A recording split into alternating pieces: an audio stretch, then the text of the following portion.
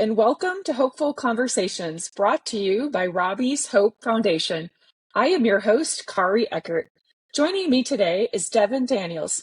Devin is the Director of Adolescent Services at Cenikor Foundation in Houston, Texas. Cenikor is a nonprofit with the mission to provide a full continuum of care for those affected by substance use disorders through evidence-based, compassionate treatment that empowers lasting recovery. Devin, thank you for joining us today on Hopeful Conversations. Welcome. Thank you very much. I appreciate it. Can you give our listeners just a summary of Cenikor Foundation and your role? Sure. So, as you were mentioning earlier, Cenikor Foundation in Texas is one of the largest nonprofit organizations that supports those that are going through substance use or mental health issues, or intended both. Through that program, we have adult programs throughout Texas and also New Mexico. And as you mentioned earlier, we do have our adolescent program here in the Houston location. We serve clients that are between the ages of 13 to 17 that are going through a spectrum of different things that may be going on in their lives, whether it's family dynamics, whether it's substance use from alcohol all the way up to opiates and other drugs, and also mental health, because we know that mental health is normally something that it's kind of like the chicken and the egg. You don't necessarily know if mental health was there first or substance use or vice versa. So that is kind of an overview of what our programs do. And we have a continuum of care. That continuum of care stretches all the way into prevention prior to services, where we're educating people about what drugs may look like in their community or things that they may be experiencing, all the way to aftercare, where we can follow a client up to a year to support them as alumni, mentors, and helping them find resources that they may need to be a part of society. Awesome. So why do you choose to work with youth, adolescents? You shared with me that you've been in this role for a little bit, but particularly focusing on adolescents, which is our audience. Yes. So, great question. First and foremost, I love the opportunity to be able to catch and help and assist early on in life. Our youth definitely have experienced so much, and whether it's from trauma, whether it's from what they may not even know, like throughout not being educated about certain things and how it may affect their lives, but being able to have an opportunity to support them early, because there's so much that they can still accomplish early on in life. So I truly have a passion to be able to try to support someone to be able to change their life early on and not have as much bad experiences that could come from, a long time of not being supported. Is there a typical time frame that an individual, whether it be maybe adolescent or youth, struggles with a substance use disorder before getting treatment? Um, so yes, actually, we're noticing that the age range is becoming earlier and earlier. And Is it? yes, it is. And that's why we have such a strong prevention program that are even going into elementary schools now. And it's because of the social media influence and communications now that are on all the tablets, phones, and everything else. So the drug influence is becoming stronger because they can reach them earlier. So right now, the age range I would say that we're seeing pretty common is right around 13. Right around 13 to 14 is where we're starting to see that increase of exposure to these different type of topics. Wow, as a parent, or that can be put a lot of fear. How do we stay in the world of prevention?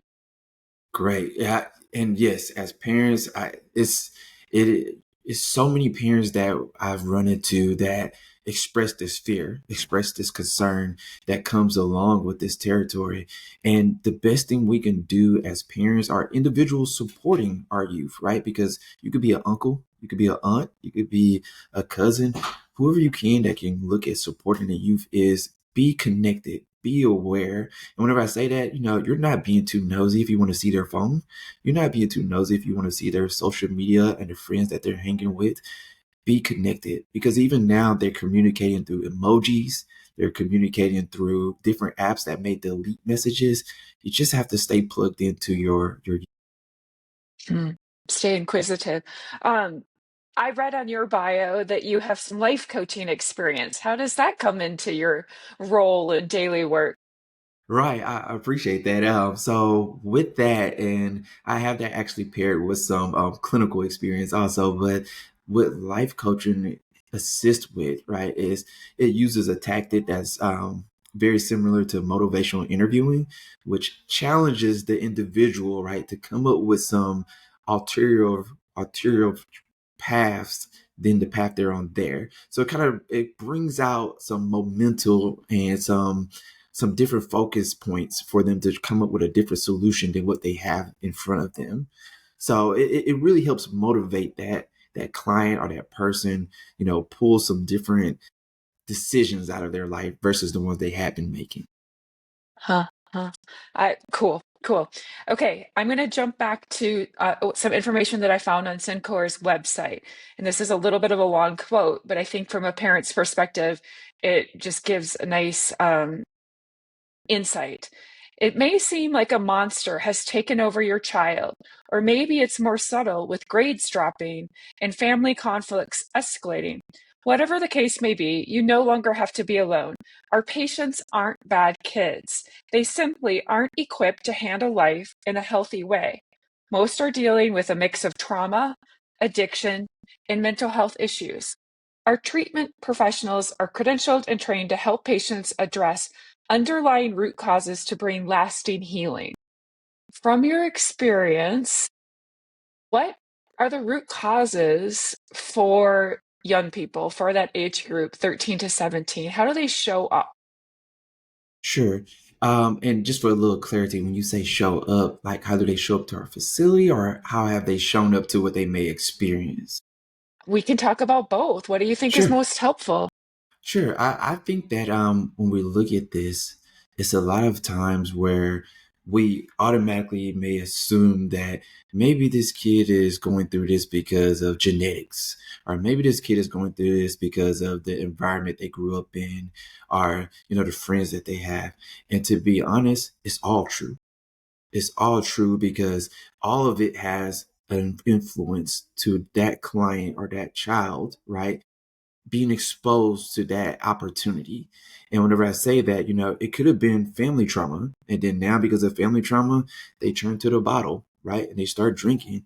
Or it could have been, as you had mentioned in the quote, right? Their grades dropping and they really don't know how to, approach that. Or now they're feeling like a failure to their parents because they went from making A's to making F's or C's or whatever else. And there's so many different varieties that can come up and bring that chipping away at the mental health or the willpower of that young child.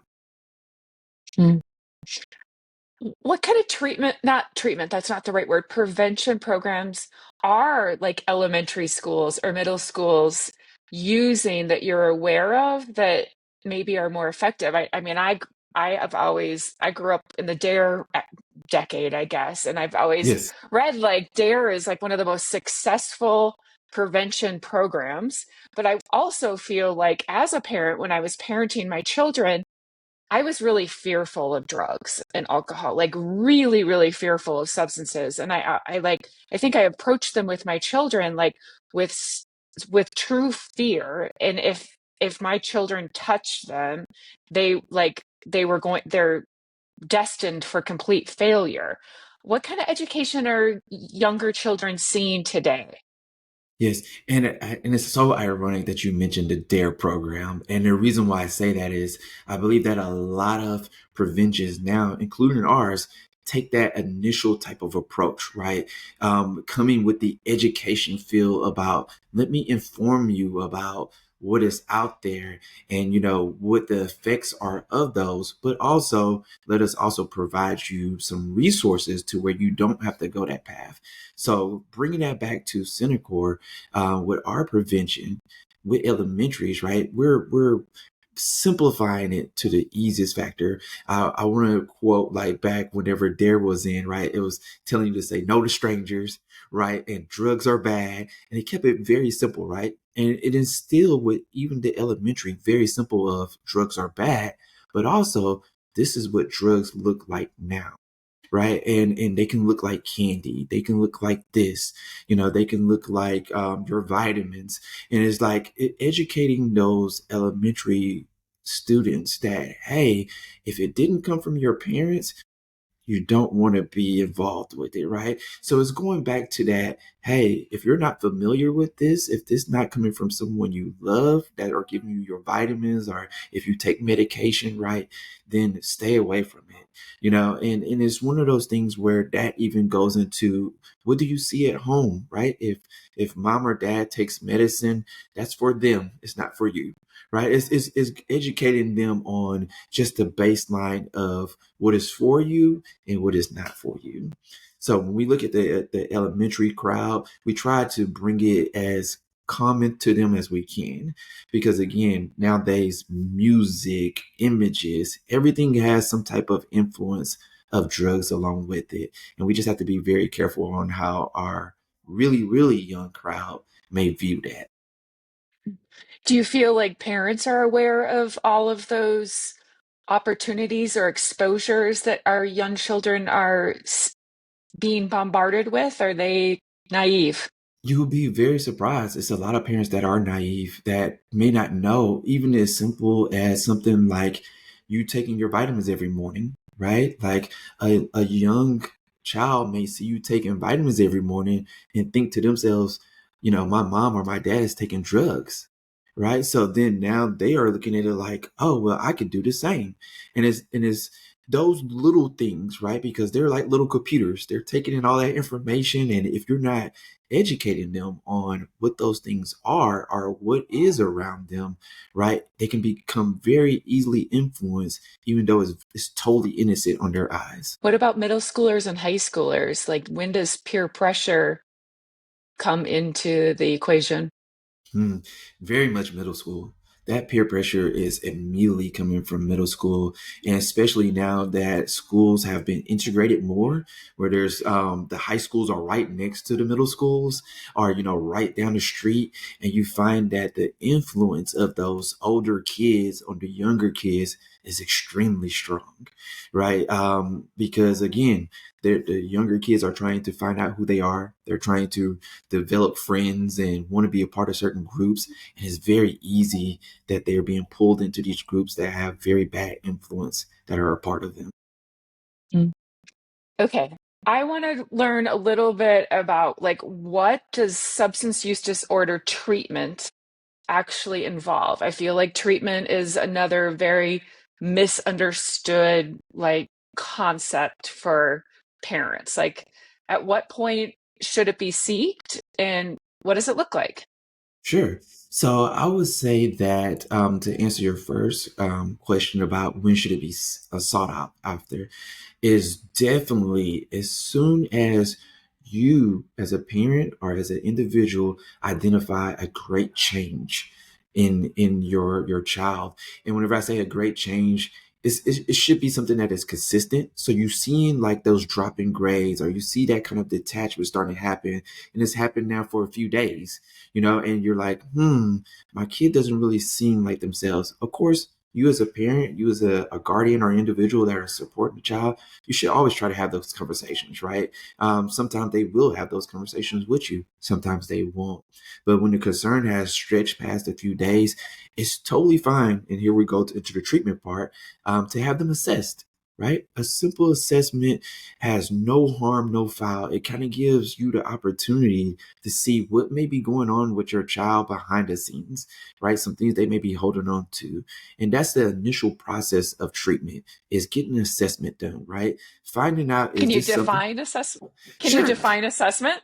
Yes, definitely. So an assessment is similar to a screening, or a few questions that are asked to the client to kind of get a feel about what have they experienced already, what may they be thinking about, or what other factors that are in their life that may be causing this change in their environment. So an assessment is those questions, right, that helps you develop a picture of what may be influencing the child. And, like, could a pediatrician administer this, or is this something that a parent could find online, or who does this assessment? Sure. Some pediatricians do have the capabilities of doing this. Some are not that comfortable with it because it is diving into a different arena. So if your pediatrician is not comfortable with it, right, you want to find a resource of a drug treatment program, right, or substance use program. Now, even normally, if there's a prevention program within that area that you're living, they also normally have resources too to connect you with for you to be able to get an assessment. An assessment is normally about 40 to 45 minutes long, somewhere in that range. And normally it's normally no cost to an individual having their child seen for an assessment. Are most children honest in an assessment, or is there deceit? So this is where you start to dive into the skills of the actual professional talking to them. A lot of times it's not just very black and white where you come in and say, hey, my name is Devin and I'm about to give you an assessment, right? It's about building a rapport at the beginning, right? Talking with the client, with the child, building some type of trust there. Now, that doesn't mean that there's not deceit there. And the deceit is not even necessarily purposeful most of the time. It's a fear of sharing something that may change their image to their parent or their loved one. So they hold on to it versus sharing it. And with the questions, the way they're set, you can kind of identify when that client is kind of worried about what their parent may think about them thinking about using drugs or if they've already started. Right. So yes, there are some times where a little deceit comes in, and sometimes it's purposeful deceit, and sometimes it's not. Mm. Okay, that's super helpful. So we decide that a young person is using and potentially it's a substance use disorder, and we need to take it further and get some treatment. What kind of treatment avenues and what does that look like? So yes, especially like here at Cenikor, when we were providing treatment, the treatment is broken up into two parts. We have a behavioral aspect that we utilize within the community because our clients here are residential. They stay here anywhere between 30 to 90 days, just really depending on what's going on with them. So you have that aspect. And then in the community, you're learning life skills, you're learning how to socialize, you're also working on some things that may be triggers for you that may cause you to want to use or cause you to want to, isolate or get away from those that may be there to try to help you. And then you have the clinical aspect. And the clinical aspect breaks up into four different sections. You have individual therapy, which is one-on-one with your counselor. Your counselor is talking to you about you, particular you, tailor made to the very detailed, ideal things in your life, right? And then you have what we call process group. Process group is now where you may see other clients or other kids of your age range experiencing some of the same similar things and also sharing their experiences too. It kind of gives you that feel that you're not alone in this, that there's other people who are also experiencing what you are, or even worse, so it gives you a very clear aspect of, hey, I have other people here who are on the same journey that are trying to get better also. We have elective care also. Elective care is where we actually team up with the Houston Independent School District here. And they come in and actually provide classes just as if you were at school. So they're still getting education while they're here. And then the final part of it is the part I think that they enjoy the most is our kind of like this open therapy where they may go out for recess, they may have play therapy. It's very creative in the sense of you're having a lot of different things that they are being exposed to allow them to be a child, but also develop their skills with how they may approach life differently versus the way they may have approached life before. Some new tools in their toolbox. Yes, definitely. Okay. Um, how does substance abuse disorder look different in a teen than maybe in an adult? Very good question. Very good question. When you and there's actually some similarities I'll discuss, and then there's some things that are greatly different. With adults, there some of them are still able to function. So as an adult, right, they're still able to go to work. They're still able to socialize with everyone else. And, they may be able to hide their addiction for a longer period of time, whereas teens or youth, they're not able to necessarily hide that. So you see that very shift of their behavior, right? And it may become something where they become extremely detached or hyperactive, right? There's different ways they may show up to each client depending on what they may be using. So with adults, they may be able to hide it a little bit more, whereas youth, they really normally can't. There's some type of extreme change in their personality that you may see right away. Now, the similarities that you will notice is that they will be very consistent in this behavior. And it's because whenever they are using, right, that is going to trigger that behavior. So if you notice that your kid is going to sleep, at 3 o'clock p.m. As soon as they get in from school, they go to sleep and they're wake up at midnight and they're awake from midnight to the next day, right? And you notice that they only do this on maybe Thursday, Friday, Saturday, right? Then it might be that they're using on that Thursday, Friday, Saturday, right? Uh, Just as adults, right? When they get off of work, they got their paycheck. Maybe every 2 weeks they find themselves going to the liquor store.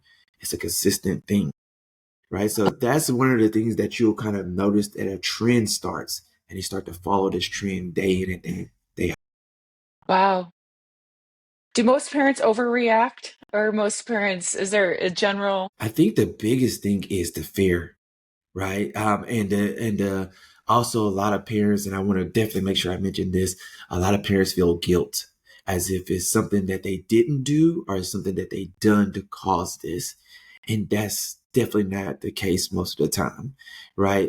It's something that really we have to look at it as a disease, and it's a lot of times people look at addiction as if someone broke their arm, you put a cast on it, it's going to get fixed, we're all good, right? Rather than looking at it like diabetes, right?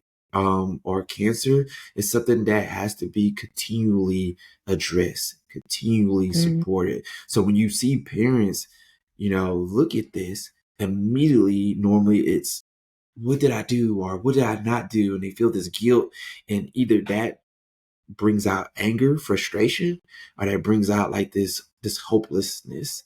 And that's why us as professionals have to be able to educate parents on, hey, there's more to this than what you may or may not have done.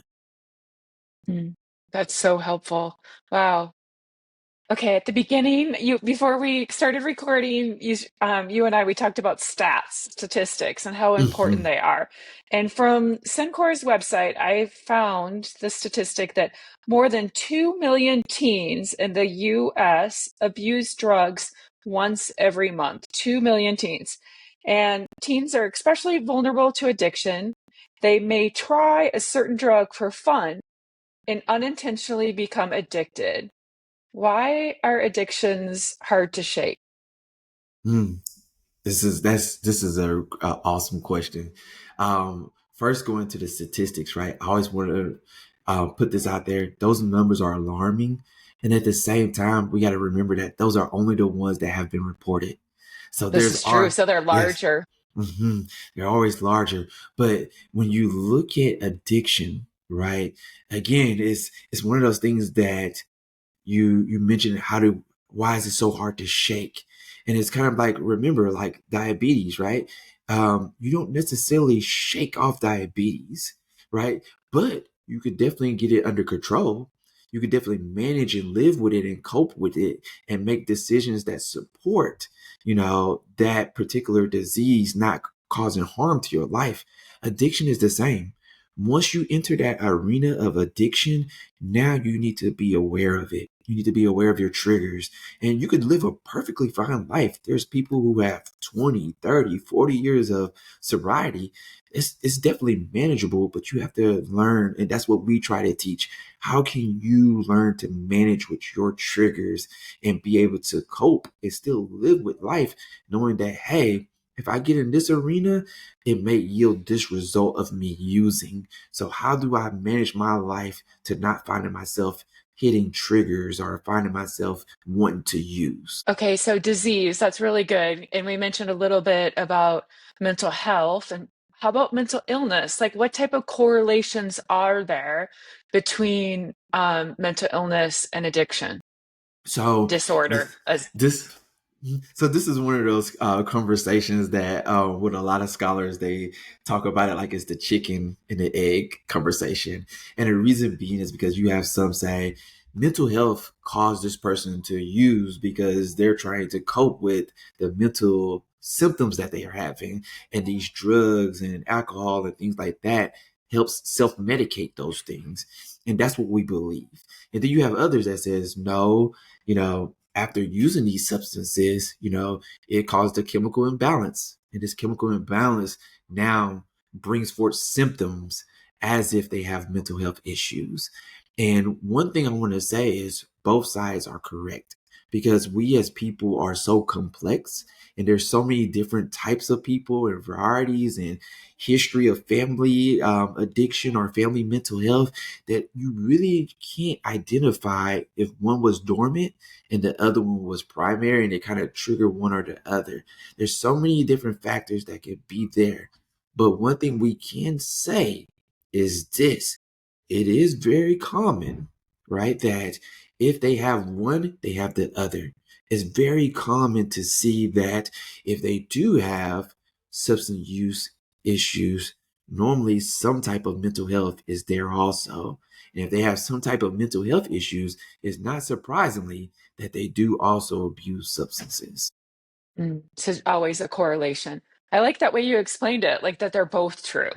Yes. Like chicken and an egg or egg and a chicken. Like that's good, good.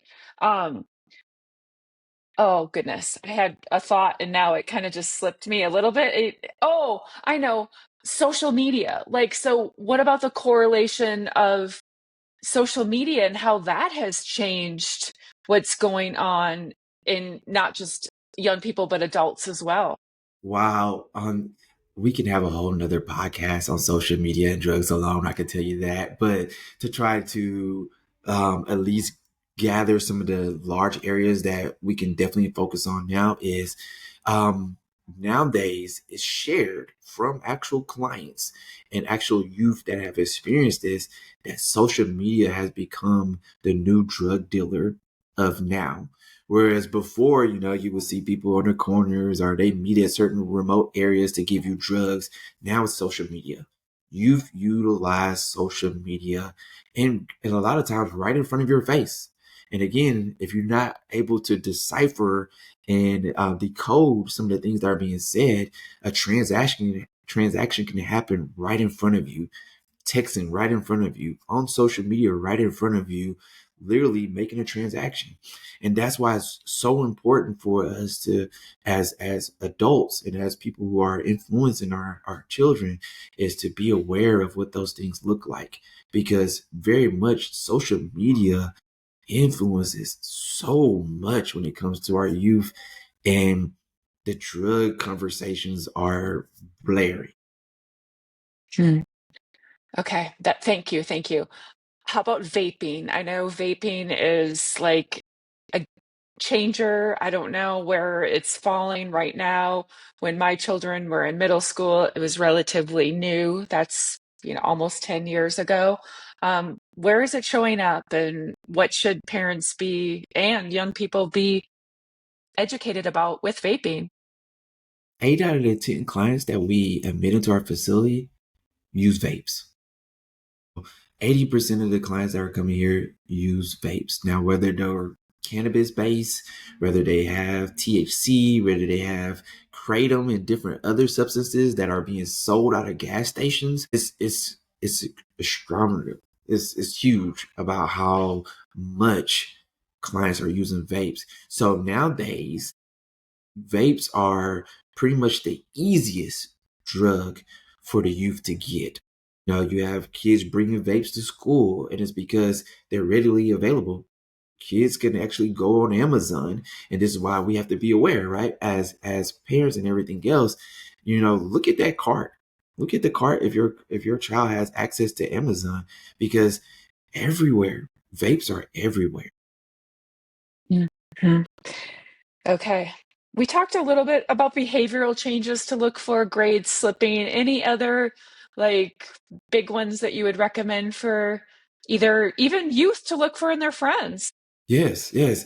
So, one of the things that is very common amongst a lot of the clients is the loss of desire or the loss of interest of things that were they were interested in before, right? So, for example, if you were a gamer, right, and next thing you know, this your friend doesn't want to game anymore. They never want to game anymore. Like, but they're off doing other things, right? But it's okay to change what you like to do. But whenever it's one of those things, almost like a hard drop off, almost like it just out of nowhere. Maybe you play softball, right? And next thing you know, I don't want to play softball anymore, right? And there's nothing that supports why. It's just kind of like out of nowhere. And those are some of the things that are very consistent, that loss of interest of the things that normally they found great joy in. And again, it's not that they can't change their mind. It's just that whenever it's a hard drop off and there's no reasoning behind it, and now they're just off away from that, that is one of the things that you'll almost immediately notice. And it's because they're giving that time to something else. Sudden change in personality, behavior, interest. Yes. Can you just stigma? Where does stigma come into this for youth and for parents? Yeah, so one of a stigma, if I can pull out just an example, um, automatically socioeconomic or where your um, salary or where your money access may automatically give a stigma of only poor people or only people of this race or only this class of people, do drugs or drugs are there. And that is one of the biggest stigmas ever. It's everyone.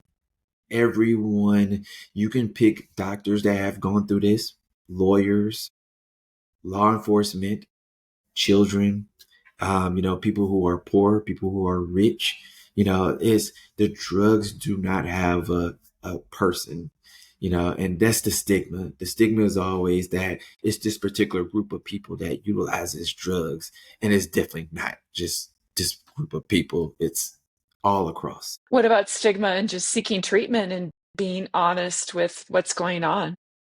That is, when we're talking about youth, that is definitely one of the things that is sometimes it's hard for parents, right? It's like, what are my peers going to look at me if I have to take my kid, to get treated for drug use? How are they going to look at me? You know what? We're going to just deal with it at home. We can get through this.